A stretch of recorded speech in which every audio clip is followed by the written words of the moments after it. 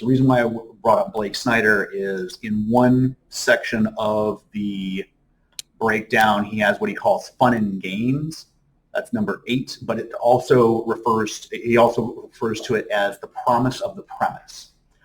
Now, the promise of the premise is so let's take a horror movie, for example. If you're there to watch a horror movie or you're reading a horror story, you want things that are going to scare you. So promise of the premise are these spooky things, or a mystery, unveiling like, okay, this clue leads me over here.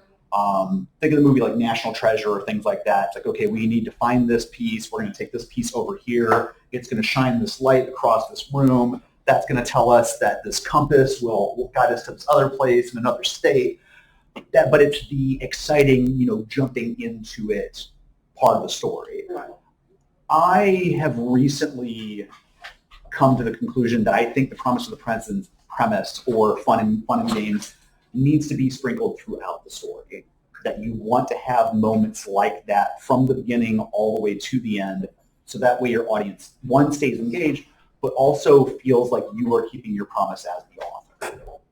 Okay. So one of the things as a writer is you're telling them, I am going to tell this type of story. All right.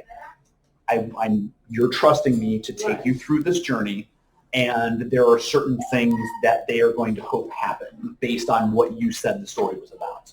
So if it is a journey of self-discovery, all right, if it's about a documentary, or if it's about a biography, a personal story, and there's a story of self